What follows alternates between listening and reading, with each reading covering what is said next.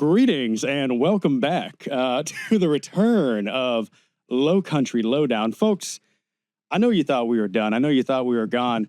But listen, I've been sitting in my room just ruminating, and the echoes of the cries from my subscribers, they've been bouncing off my heads, and I just know I have a duty, I have an obligation I have to uphold. So we are back, and I'm thrilled to say it. Few little changes.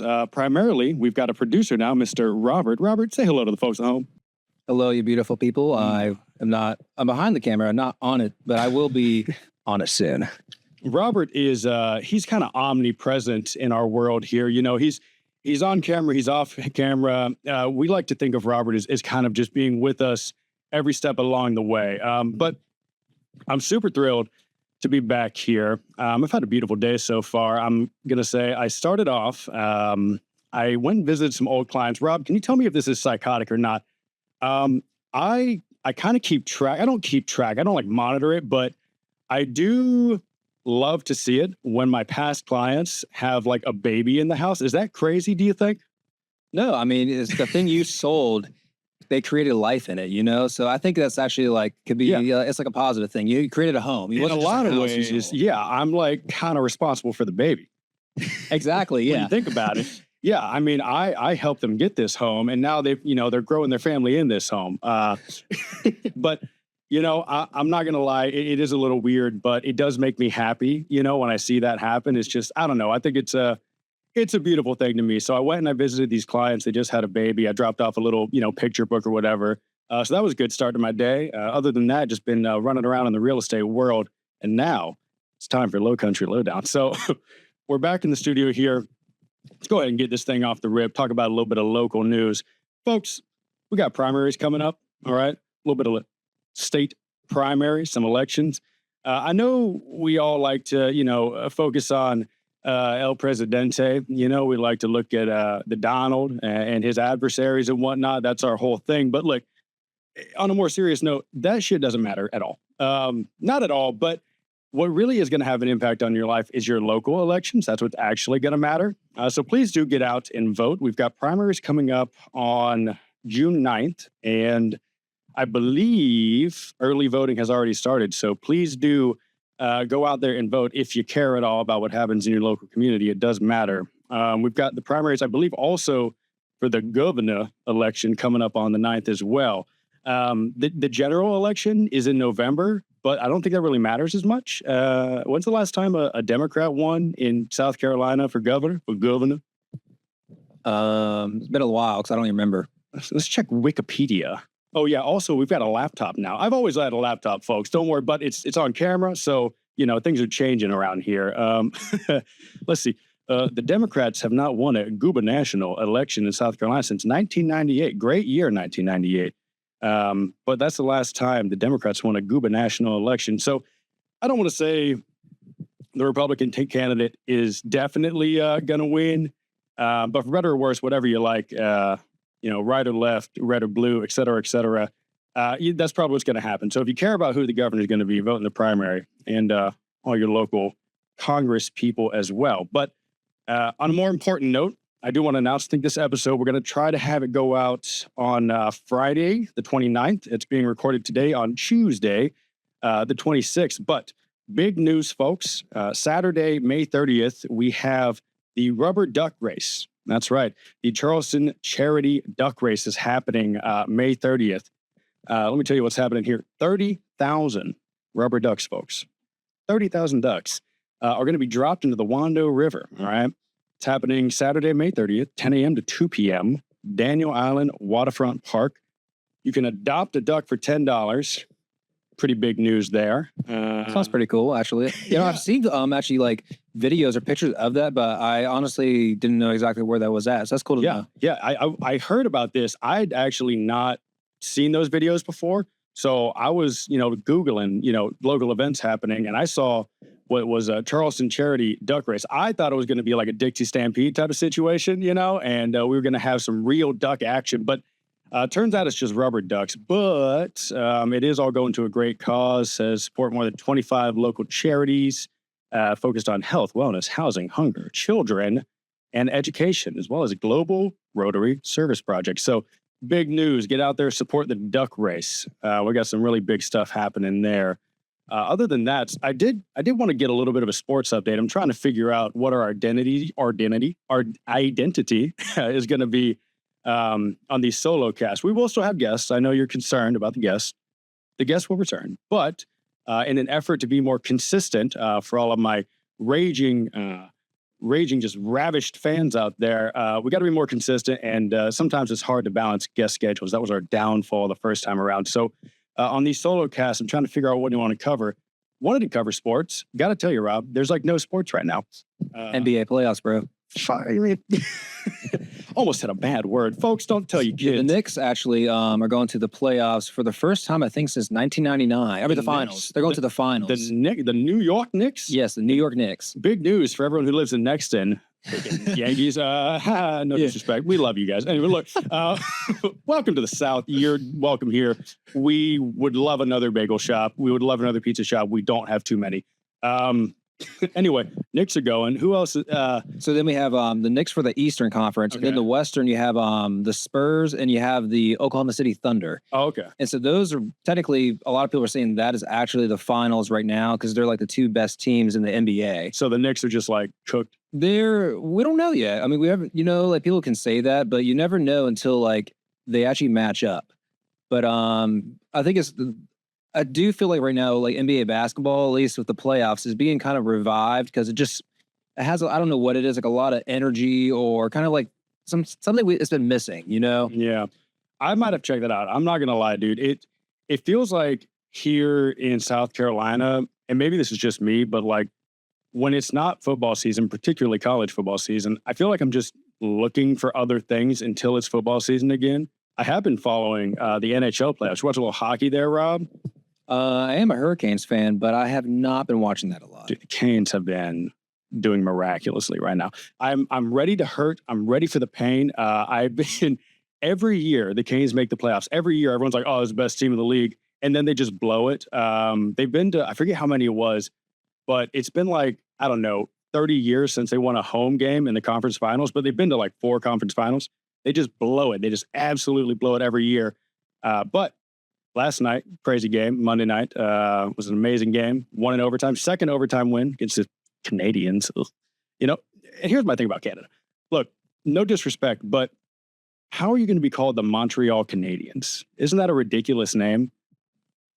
Yeah, it is interesting. Well, how is your nationality like a mascot? Like it's like the Anaheim Ducks or the Carolina Hurricanes or the Buffalo Sabres, or it's just the Montreal Canadiens. I can't abide a loss to these guys. So Washington, D.C. Americans. That's right. The D.C. Americans. What are they called? I guess kind of the Capitals, right? Washington Capitals, yeah. That's the team. Anyway, but look, we'll know by Friday. We will know by Friday when this comes out. Well, it might. We'll see what happens. The Canes have a chance to have sealed by Friday, so I may or may not be deeply saddened or deeply excited when this cast comes out. But yeah, other than that, I don't know. We've got the River Dogs. They've been doing okay. I think they might be at least at 500. I don't know. But you know what? College football is going to be back soon. We're 93 days out. I don't know who's counting, but it'll be Tiger time again soon. Anyway, folks, what I wanted to talk about today is a little something going on in Santee. Now, some of you guys may or may not have heard about this proposed casino that's coming up in Santee. Now, I know all my friends in real estate have been following this pretty closely. It's probably going to have a pretty big impact on the Santee community if it ends up passing. But some of you may or may not have even heard of it. So I wanted to touch about that a little bit today. So anyway, Santee, for those of you that don't know, it's a sleepy little town right off the interstate there. It's up on Lake Marion, and it's a population like, I don't know, like 1,500 people, something like that, 1,000. It's a really, really small town. And most people, they'll go there to golf, they'll go there to fish up on the lake, or they'll just pass through it. It's not really a town that has a whole lot going on. Just good, southern, low-key, small town. And anyway, a fellow by the name of Wallace Cheves, Cheves, Cheves, I don't know. Wallace Cheves, I'm going with, out of Greenville, go Tigers. He went down here And I believe he purchased or is in the process of potentially purchasing the old Santee Outlet Mall, which is abandoned because it's a mall. Anyway, so it's been sitting there for, I don't know, a decade, doing nothing at all. And the idea is that he's going to take this mall and turn it into a $1 billion hotel, casino, restaurant, resort thing and just completely blow it up. The estimates right now are saying that it would bring somewhere to the tune of like 4,700 jobs to the area. Let's see here. Yes, 75 million in projected annual tax revenue, 4 million annual visitors, 404.3 allegedly $1 million in total labor income, and a total of $8 billion in total economic impact in South Carolina's economy within the first decade. So that's pretty big news. All right. Santee goes from this town that, you know, people go to fish, people pass through, kind of this nothing town, to all of a sudden being like South Carolina, Vegas. Okay. And I know all you guys that live in South Carolina are aware of this, but from the folks that, you know, maybe are moving in from out of state or just aren't too hip on the laws down here, gambling is illegal in South Carolina. It's a crime, you see. So you can't actually do it. And you may wonder, well, if it's illegal, why is Mr. Wallace coming down here and spending $1 billion on a casino? Well, apparently there is this bill that they're trying to pass that would make it legal to gamble, but only sometimes. All right. So the bill, let's see here, the I-95 Economic and Education Stimulus Act is what they're calling it, would allow people to license casinos along certain counties in I-95 that are specifically designated as economically distressed. I don't know about you, Rob, but I'll tell you what. You know what poor people need is gambling, right?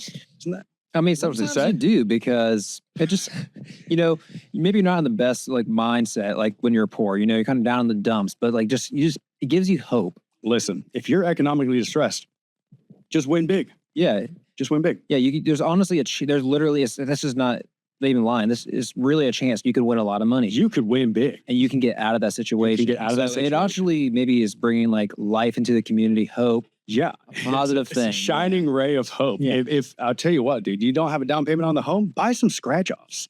Play the Powerball, guys. That's going to work out great. But anyway, the idea, at least in theory, or at least what they're trying to sell with it, is that, it's not as much that obviously joking, it's not that the poor people, we shouldn't call them poor people, the economically challenged counties it's not that they should be gambling, it's that it's going to bring in these jobs in these industries, right? So that's kind of the idea. And I mean, obviously, if you got a town with the average population being like 1,000, 1,500 people, you're bringing 4,600 jobs, it's going to have a pretty big impact, which is why, my real estate colleagues, we've been keeping such a close eye on this, because I think right now, what's median price in Santee? Like what, 200K, something like that? 200? Somewhere around. They said 200s, which is really good for 2026. Yeah, I mean, that's crazy. I mean, like, you've got houses there that are, lakefront properties. They're on, golf course gated community for like $350, which is about what it costs to get a starter home, give or take, in Somerville. And you probably couldn't find anything like that close to the coast or, Mount Pleasant or anything like that. So, prices are pretty low there. Comparatively, which is, in a lot of ways a good thing. But we kind of expect that to be influenced if this bill ends up getting passed, and if this casino comes in, we would expect that to change tremendously. Now, it has faced a good amount of, there's been some roadblocks. All right? Primarily, Mr. McMaster, the Governor McMaster, he's pretty against this. He's been stonewalling it pretty much the whole way. Historically, South Carolina Republicans in particular, and some Democrats in the House have been anti-gambling. It's been an anti-gambling state for a long time. But McMaster is no longer going to be the governor. Regardless of what happens in these primaries, he's done. He's retiring. He's done being the governor. I don't know if he's retired. Is he retiring, or is he just doing something else? Probably just doing something else, I would think. And he's been governor for a long time, because He's been governor for like short time, right? Is that just me? I feel like he's been like at least 2 terms, right? I think it's just that he's old, right? Maybe he was governor before McMaster. I think we feel like he's been here for a long time because he's just geezed. But he was Mark Sanford. He was a governor, wasn't he? I think so. That was a while ago. Mark Yeah. Sanford. Man, that was like the last governor I remember besides McMaster. Yeah. He was going to be president until he went down to Brazil or whatever he did. Well, shenanigans. No, it was what's her face? Nikki Haley. Oh yeah, she was great. Yeah, Yes, Nikki Haley, chairwoman of Boeing. She was down here being the governor, and then she got yoinked to go be on like the United Nations ambassador or something. And then I'm pretty sure McMaster was like just the lieutenant governor when she got, whatever. I don't even know if it was whatever. But so anyway, he's done. So it's gonna be somebody else. I will miss his accent. Oh yeah, the governor. But he feels like a good old Southern boy. Yeah, I remember during like the hurricane like evacuations when he would have like his speeches. It was just something drew you in, He's just he's sitting on the front porch drinking sweet tea. I tell you, this hurricanes are coming. I actually can't think of his accent right now, but that seems like it'd be close.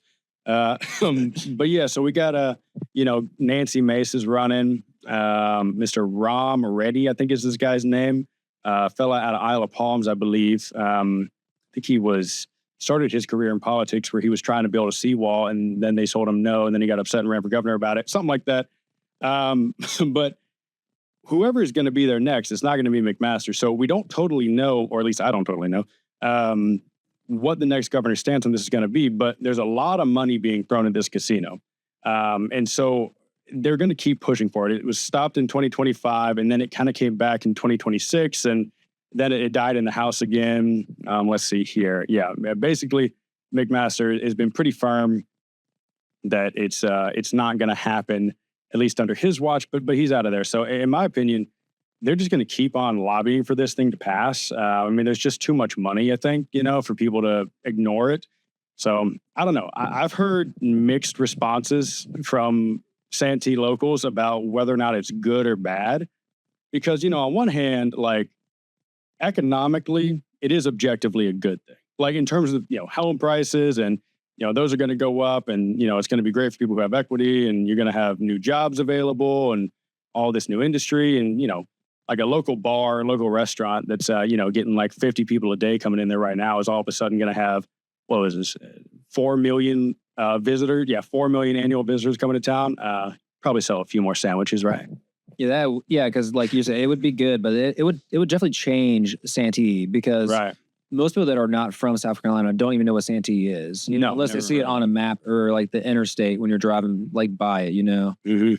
No, and that's the thing about that. That's kind of my whole hold up on this. And there's a lot of people who will debate you on the morality of gambling and this, that, and the other. I'm going to withhold my opinions on that right now, but I do understand those arguments. But my thing is, I'm more concerned with like the character of Santee. You know what I mean? Because I was born and raised in the South. I believe you were as well, Rob. But,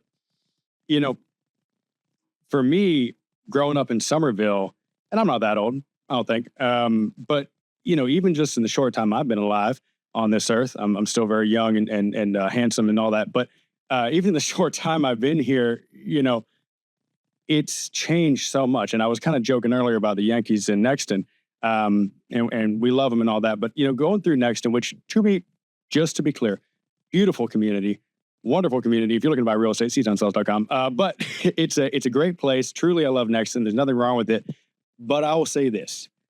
When I go through Nexton, it doesn't feel like the South, Yeah, I agree with that. And you can put up, your little Charleston style porches and this, that, and the other that the builders want to put up there and make it seem like it's Rainbow Row and whatever little things you want to do. But in no capacity does Nexton feel like the true South. You know what I mean? Like, it just doesn't have that vibe. And Santee, obviously there's an argument to be made like, hey, look, we need more customers. We need more tourism. It's going to bring all this tax revenue, all this money coming into the community. Like, that's good. But, what could you be sacrificing in order to have that? Because Somerville, in a lot of ways, has become so suburban that, in some areas at least, it's lost some of its classical southernness. You know what I mean? Now, there's still not a wonderful place, and it is, but, anytime you progress with something, anytime you move forward, you leave a little something behind. Like, you'll know what I'm talking about, Rob, with these diners. Like, think of the old Southern diner that's been there for like 50 years. It objectively is just, not great. The floors haven't been mopped in 3 months. The flat top where the guys cook in it, probably could use a little bit of degreaser. It's just all run down, whatever. And the coffee that's sitting on that coffee pot that's been there for about 15 years, that coffee pot never been replaced, is just sitting there. And it was brewed this morning and it's sitting on the hot plate and it's burnt and it's stale. And the coffee sucks, like objectively, right? It's not good coffee. And you can sit here and tell me that Starbucks is infinitely better coffee than that diner. And you're right, it is objectively better, but like, I don't always want it to be better. You know what I mean? Does that make sense? Am I crazy? No, I think that's a natural human thing. Like, because I think as human beings, we're naturally going to grow just in life. That's just like what we're going to naturally expand towards.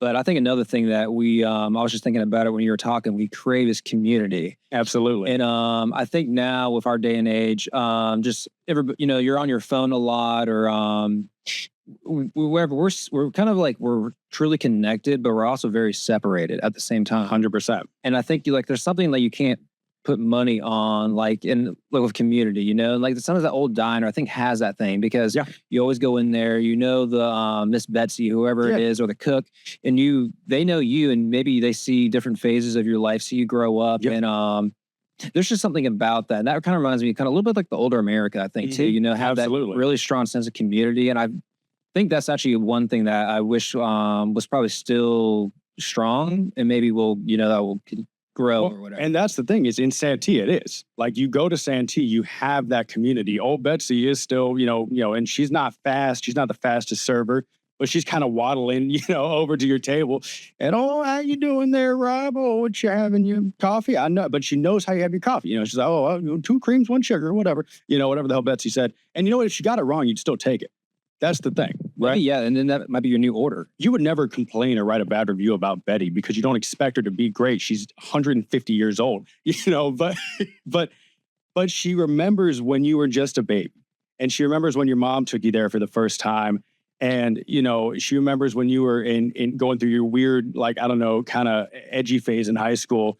And, now you're a grown man and, oh, I'm just so proud of watching you grow and whatever, dude. And, Charles is over there at the flat top cooking them eggs. He burns them every freaking time, but whatever, you know what I mean? Like, you still want to be there.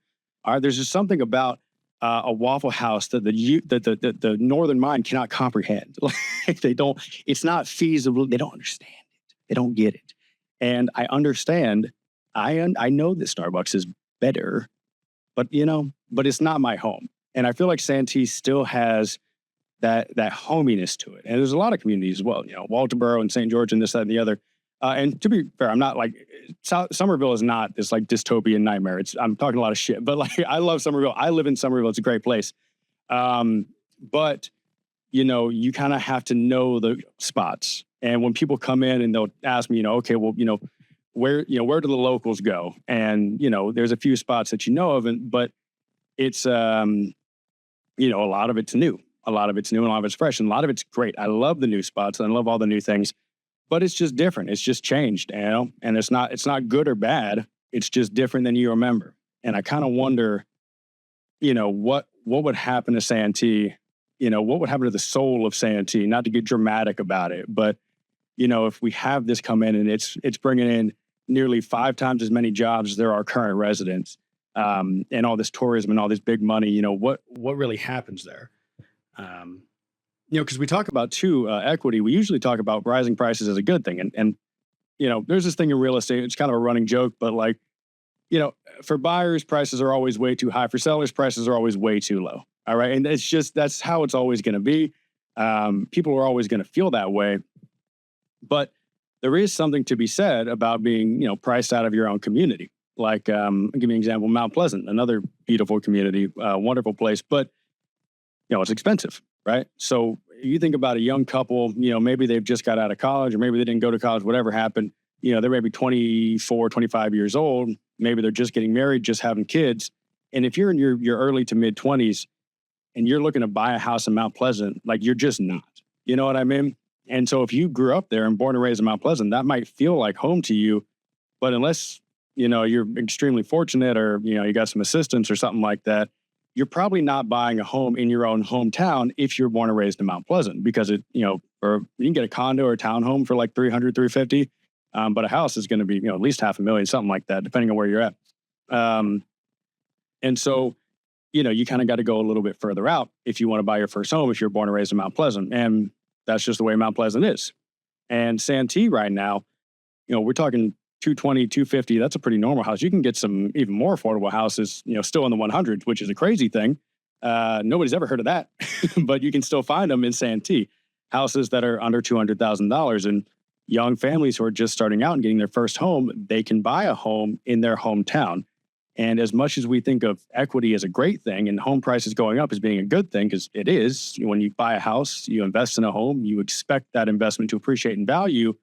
You do have to, keep that in mind. What are you leaving behind in terms of, affordability for these people buying their first homes and just kind of starting out. So that's my concern with it. I don't know, but I mean, and don't let it sound like I'm against it, because I'm not necessarily, but I think we got to think about these things. But honestly, the way it's going, we don't even know when this would happen.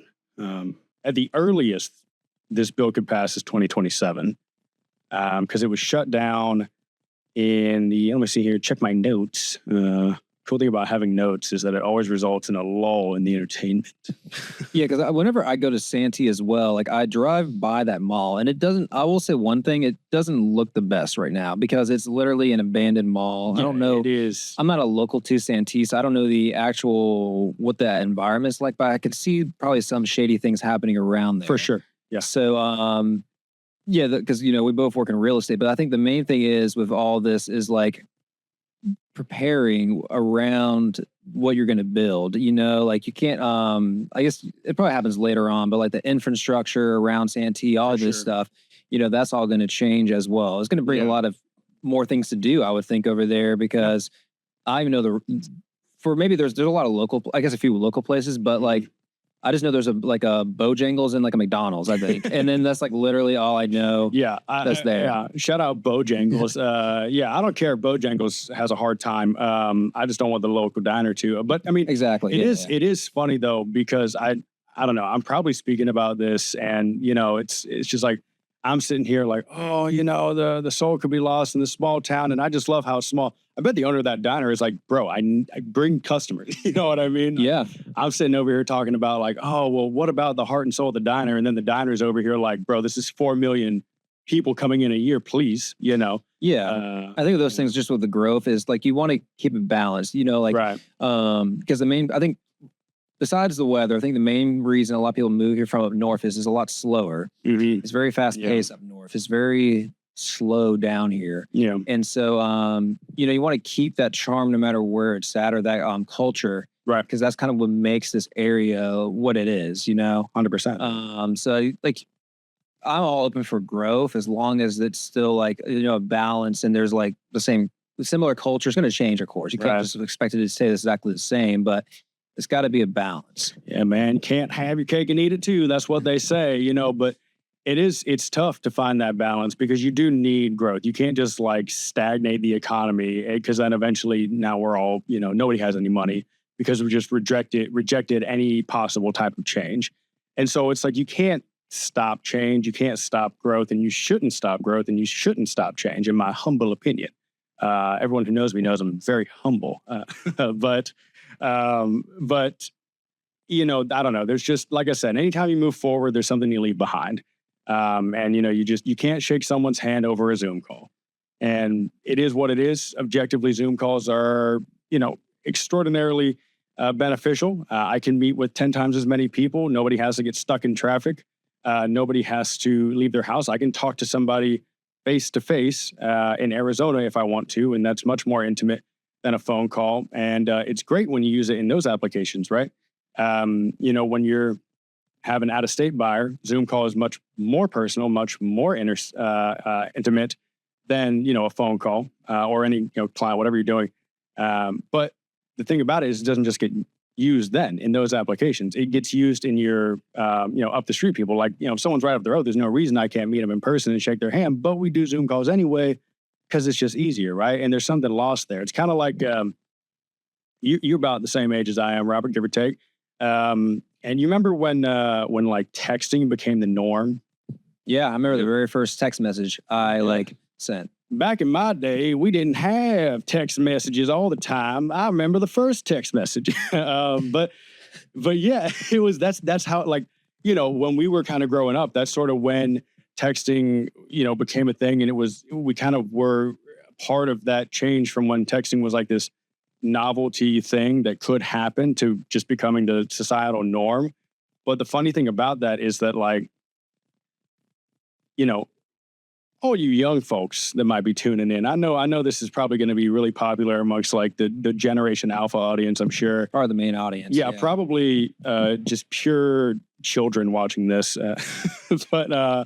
But you know, younger people, this is going to sound like I'm being a geezer, but you know, there was a time when if somebody was upstairs and you were downstairs, you would just go walk upstairs to talk to them.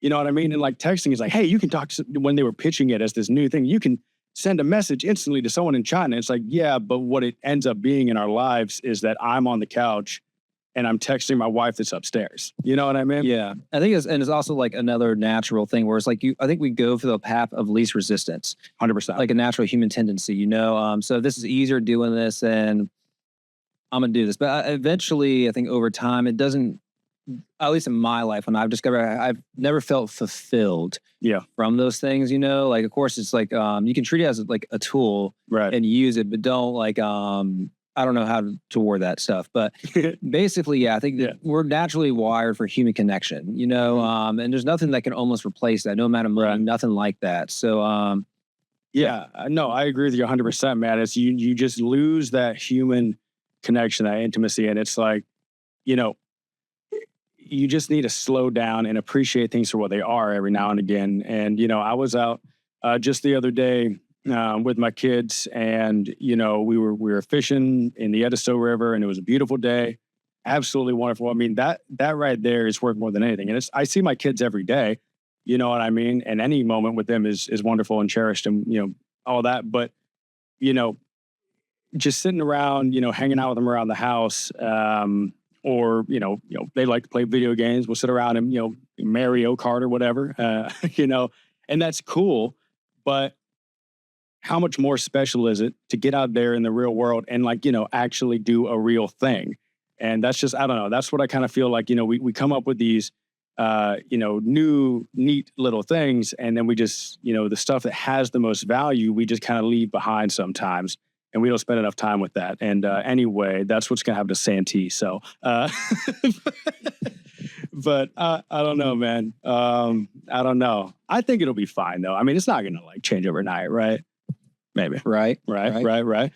Just imagine like a giant, like cartoonishly, like fat cat businessman coming in with his gambling money, you know, coming in here and just sucking all the money from the poor people, and they're working there freaking slaving in the factory, and then they give every penny they have straight to the Wheel of Fortune or whatever.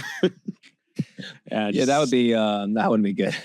There's a lot. I feel like, I don't know, man. Most of the locals I've talked to have been not super for it, but a lot of them are too. I don't know. I think it adds some life to Santee in a way, you know. Like, I mean, of course, I'm like, sucks. Dude. No, I'm also the guy that doesn't live there. You know, it's almost like that's somebody saying like putting something in Somerville, and like the guy far away is like, oh yeah, it would add life to Somerville. But then also me every single day from there, you know. But yeah, it's just honestly, you can't. To me, like I play the game like Sim City. You can't just like plop. I mean, this is just a video game, but I feel like it has things in real life. You can't just plop a casino there, and then everything is going to be better. You know, you have to plan things around it. Protect certain things. To me, it's all about a certain balance with all of this. If they're going to do it, you know, and so, it's a big. That can actually be a big deal, and that's actually a lot of planning. If you do it, I think if you really were very intentional about everything, you can make it really good. You know? Yeah, no, 100%. And that's kind of like what they're, you know, allegedly the idea and what a lot of what they're putting in, you know, putting into this these bills is that a lot of the money. Hold on, let me look it up here exactly how much. So they're trying to allocate a lot of the money back into the community. So let's see here. I know that they were saying that they were going to take, after it was initially struck down in 2025, they tried again in 2026 and said, Mr. Chairman Bruce Bannister, solid alliteration in that name there, Bruce, prepared a revised financial framework with updated revenue distribution model allocating a significant share of gaming proceeds to rural counties along I-95. So that's, kind of what they're saying is, one, it's all privately funded, which is actually a big deal. I know a lot of you guys probably don't follow politics, but sometimes the government will just give billionaires and millionaires money to build stuff. So that happens more than you'd think. But this is all totally privately funded. And the reason they do that is because it's going to bring in, $100 million in tax revenue. Then, if you put 20 million in, whatever, blah, blah, blah. But, this is all privately funded. And in addition to the tax revenue, they're saying that they're going to, take more of the proceeds and put it back into rural counties and, kind of redistribute it, sort of Robin Hood this thing, which, look, for the record, if you're just taking tourist money and redistributing it in South Carolina, that is objectively good for the economy, right? It's one thing for the locals to get addicted to gambling, and that's not good. That's generally bad. But if you're going to run a casino with, what was the estimated annual, I don't know, they're saying $8 billion in revenue impact, I would never say anything to belittle or undermine the local people of Santee, but I'm telling you right now, the current population of Santee is not doing $8 billion worth of anything in a year.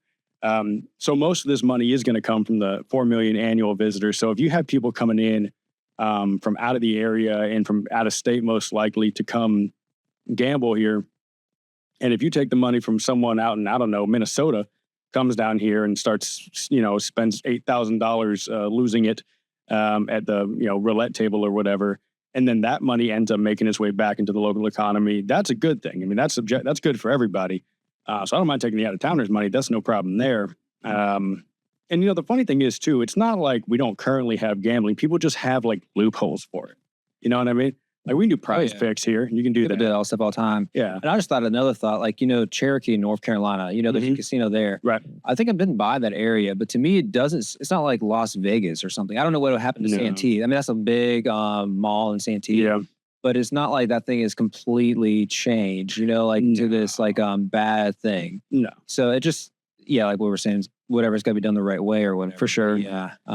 But I mean, it's gonna, if people find a way to gamble, regardless of whether it's legal or not, it's kind of like, you got underground gambling, and then you have I don't know, that boat up in Myrtle Beach. You know that one? It's the boat in the beach. Yeah. I don't know about this. So okay, so there's this Lowcountry Lowdown promoting semi-legal gambling. Listen, it's pretty fun. You go to this boat, it's in Myrtle Beach, and so South Carolina doesn't allow gambling, but if you get on this boat, then the boat's a casino, and then they just take the boat and they go out into the ocean, and then it's not South Carolina anymore, and you just gamble on the boat. Open waters. No rules in the ocean. That's smart. Yeah. We should rob them. No, but they go out to the ocean, and then they do their gambling there, and they come back. So these little, people are, I don't know. If people want to gamble, they're going to find a way to gamble. I don't know if the casino, I mean, obviously it's a big, bright, giant, shiny building, but it's not like there was zero gambling right now and then, now it's going to be a thing. So yeah, it's changed into change is never comfortable. I'm not saying it's going to happen, I'm not even actually saying it's a good thing or a bad thing, because it's right. If you look at things both ways, it could either be a good thing or it could be a bad thing. Yeah, it just we'll see. Well, no, nothing's even set in stone, but it looks like maybe it could happen. Is that what it is? So I just think it will eventually. You know what I mean? Because this Mr. Wallace Shevs, and if not him, somebody else. I mean, they're throwing so much money at this thing, and there's just so much cash to be made. I just don't see where it indefinitely doesn't happen. You know what I mean? I think it's more of a matter of when than if, but I don't know anything. But I don't know. I mean, I'm on the fence about whether or not I support it or don't support it. I don't really know how I feel about it. I think there's a lot of risks, but I think there's a lot of benefits. I don't know. Point is, not my job. I'm very glad. But I will say, if you do have an opinion on it, then that's why you should get involved in your local elections. And this is kind of what I was talking about at the beginning of the podcast is, everybody in America knows who Donald Trump and Joe Biden and Kamala, and all these, everyone knows these presidential candidates. But I would say the average individual probably couldn't name their individual, state congressperson or their state senator. And even if you know their name, you probably don't know their stance on everything. And ultimately, these people are going to have the impact on our lives much more so than the president is. Trump might at some point go down here and say something about a casino and be like, God, build it, but I don't know. Like he just... Great impression. Yeah. We got to build the casino. It's going to be the biggest, the best one Santy's ever seen. I mean, wow. Look, it's he might... spot on, bro. I try my best. But he might come down here and say some shit, but he's not going to be the deciding factor of what's going to happen. These local Congress people who you don't even know the names, they're the ones that are having the biggest impact on your lives. These state Congress people, these state representatives, and that, you need, if you really want to be involved in what happens in your community, that's why these primaries matter so much, and going out and voting in your local elections, and not just this big national one. And don't even get me started on electoral college and how that works. But, if you want to make a change, talk to your local politicians. And you know what else? They'll probably actually talk to you.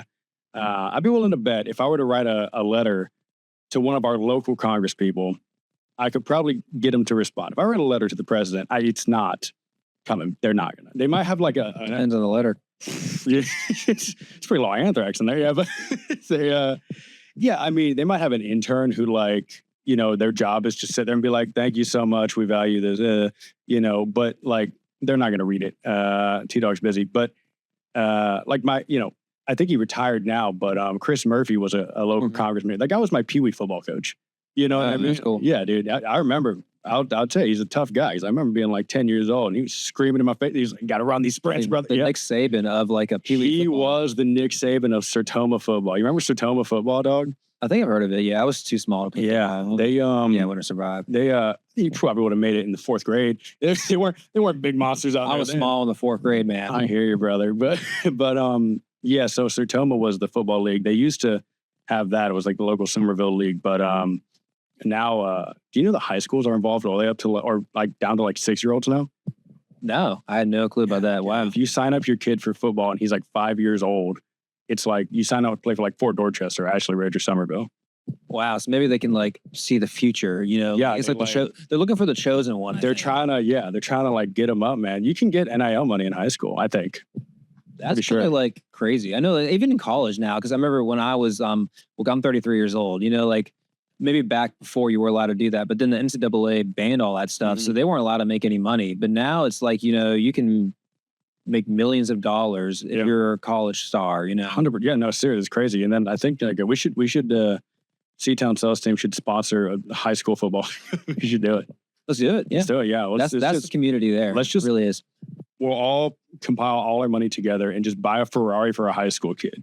And dude, we gotta pick a kid that's like been bullied or something, like we should. But then they're all like, people are bullying him are like confused, like, whoa, like, how do you get a Ferrari? We should take that kid that's like, like there's the star quarterback and he's like, oh, so cool, he's the jock, and all the high school kids think he's just the man. And we should take like the third string guy that just barely made the team and give him like an NIL deal. Yeah. Perfect. Yeah. And then he's going to be like Tom Brady. Like, no one thought he was going to be good, but then he's like the greatest of all time. We could. He just needs a little bit of support, dude. We should sponsor all the bench warmers exclusively. And the star, look, they've got enough going for them. But anyway, that seems like a great idea. I think we should do that. Put down in the comments below if you know a bench warmer you'd like me to sponsor. I'll give them $20 because we can do that now. The NIL era. I was about to say we bring him on the podcast, but I don't know if we can. I don't know. Maybe how do we get a release form for a child? I'll probably do that. Yeah, get the parent, to sign it. If they're like maybe very talented or something like that. Yeah, I don't know how that works. Yeah, we need we want your son to be on Lowcountry Lowdown podcast. We're a major publication in the area. We've got a vast AJ Green back in the day. Or this is going to make him. This is going to put him on college's radar. Exactly. Yeah. Harvard's watching this right now. Yeah. Dabo watches this show. Oh yeah, he does. Yeah. Hey Dabo. Yeah. Hey Dabo. Hey, thanks for watching, Dabo. And also what's that guy's name from Carolina? Which one? The coach or? Yeah. What's his name? Current coach? Yeah. Not Muschamp, is it? No, Will Muschamp sucked. I actually liked Steve Spurrier. I hated him growing up. Yeah. But now as an adult, I'm like, oh, yeah, no, he was actually a good coach, and it kind of made me not like Carolina, which means he was kind of good. Steve Spurrier was objectively a good ball coach, which pains me to say as a diehard Clemson fan, but Spurrier was actually good. He made me hate Carolina more, which Yes, honestly, you're so doing true. something. Like Nick Saban, I do not like Alabama, but you got to credit them. Like Nick Saban is one of the greatest coaches of all time. Yeah, no, by far. Yeah, because if they were terrible, I would have no emotions towards them. Yeah, nobody hates the friggin', NC State Wolfpack, respectfully. You know what I mean? And I'm not even saying they're a bad Unless you're a Duke fan or something. Yeah, I guess. They're like, oh, nobody hate watches the Baylor Citadel Bears. Bulldogs. Like, Citadel I feel like Bulldogs, no one's hating on the Citadel Bulldogs, Yeah, who would, you know how passionate you've got to be to hate the Citadel Bulldogs as a football fan? Men like about to go die for the country and everything, and women. Yeah, and the literal they're soldiers. They're Yeah. gonna fight to defend our freedoms. Like, pretty sense bitches. I can't stand the Citadel. Yeah. No, they're fine. What is his name? I'm gonna be so mad if I genuinely dislike him. But I don't know. I'm a Clemson fan, so I'm probably a little bit biased. You know what? I've got a laptop. What am I doing? Yes, because I'm pulling them up right here. We have the internet. Dave Canales. No. Oh, that's actually the Panthers. Oh yeah, Carolina. Oh yeah, Carolina Gamecocks. It's something. What is it? Oh, Shane Beamer, of course. Yeah. Oh yeah. Beamer ball. Yeah, that was a thing they were yapping about for a while. Shane Beamer. Yeah, I'm sure he's a fine guy. He's cool. But it bothers me less actually than Spurrier, to be honest. I don't like that he tries really hard to be cool. I don't think anybody does. Actually, he's born in Charleston. Oh, damn, maybe. Damn, all right. So I'm sorry, Shane Beamer. So he's from the Lowcountry. He's going to listen to the Lowcountry Lowdown. He's going to tune in and we're just talking shit. His random little podcast's got, 20 subscribers. Just like, you know what? The hell with Shane Beamer. And he's just, wow, I'd love to get involved with the Lowcountry. I'll check this show out. Oh. Nah, but we love Dabo. Dabo's a good American. He actually played for Bama, actually, matter of fact. So maybe it is what it is. He's here now, though, so. He's here now. He's here, and he's been a darn good coach for the Clemson Tigers. But listen, if we start yapping about the Tigers, I'll keep you here all day. So we're going to have to save that for the next episode. Ladies and gentlemen, thank you so much for tuning in to this glorious rebirth of the Lowcountry Lowdown, and I am so thrilled. If you've made it all the way to the end of the video, God bless you. Please do subscribe and comment and like and do all the, I hate saying that, you know what I mean? No, leave a comment down below. We're going to give you guys what you want. I mean, also, if you guys have like ideas, please, if you're still here right now, we love you, first of all. God bless you. If you have any ideas, what you want us to talk about, comment it down below. Please. If you want channel it or go skydiving, we will make that happen. Well, we'll do everything within a certain limit. We'll see what happens. We'll see what happens. I might skydive. I don't know. I might not. Listen, let us know what you think, unless you don't like it, in which case, But we appreciate you. Thank you so much for tuning in. And we are going to try to be much more consistent here and post, I don't know, maybe weekly. We'll see what happens. Hopefully weekly. Look, you're just going to have to subscribe to find out. So thank you so much. And we'll catch you on the next one. Goodbye.